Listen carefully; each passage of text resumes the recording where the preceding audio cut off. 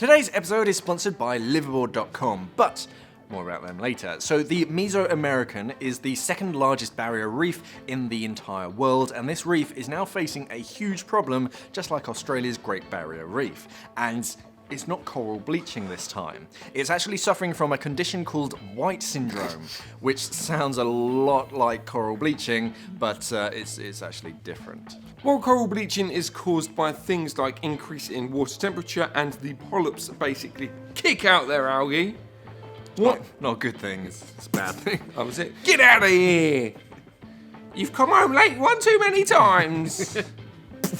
Oh Anyway. wait, you feed me, so now I'm gonna die as well. It's a symbiotic relationship. Oh dear. Anyway, white ring syndrome is more of a disease that just, kills parts of the coral. The disease was first identified at the reef in June 2018. The weird thing is that scientists aren't too sure where the origins of white syndrome come from, but they believe it could have, could have been a stony coral tissue loss disease or something like that. Which arises from poor water quality and has affected more than half of Florida's reef track and is now spreading to the Caribbean too.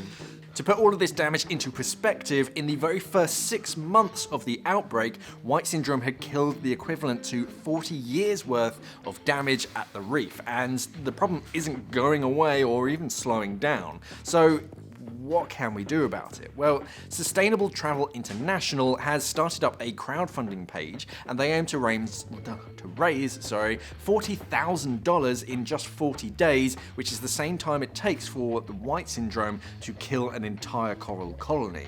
And this $40,000 should actually help the problem.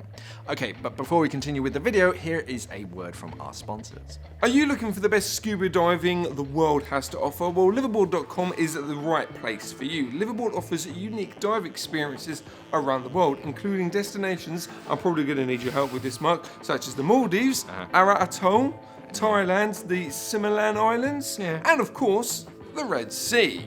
So they feature 390 liveaboards with more than 23,000 itineraries online, 24/7 multi-language reservation teams ready to help you find the perfect diving holiday. To find out more about liveaboard.com, click on the link pinned in the comments below.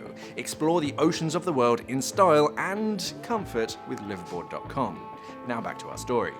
Okay, so the money raised by the Sustainable Travel International. You didn't take out the Did you purposely take out the abbreviation? I think it is still in there somewhere. Good, cool. We'll talk about that more later, but I'm sure you can probably guess what it is. Will be used to develop a Nemo citizen science web application. That rolls right off the tongue there.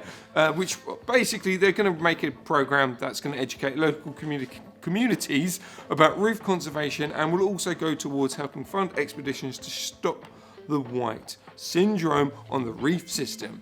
We've pinned the STIs, unfortunate acronym. Very unfortunate.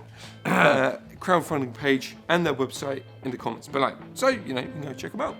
So yes, so when you just thought coral reefs were finally fighting back and sort of having a chance, now the second biggest reef system in the world is getting kicked by the world's biggest threat.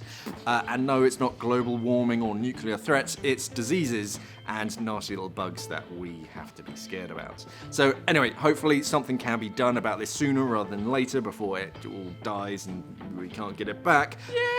Only time will tell. And unfortunately, that is it for today's episode. Thanks again to liveaboard.com for sponsoring today's episode of Daily Scuba News. But what do you think about white syndrome? Have you ever come across it on one of your dives? You may have seen it, but not really known what it was. Let's have a chat about it in the comments. If you enjoyed this video, then hit that like button, smash the little subscribe button, and of course, don't forget to ring that bell. Thank you for watching, and safe diving. Yeah, recreation. So the shipwreck was discovered by local scuba divers back in 1992, and due to the cold Atlantic waters, parts of the wreckage were very well preserved. So the milkmaid sank whilst carrying a full cargo of fish during not milk. No. During a illicit trading mission on the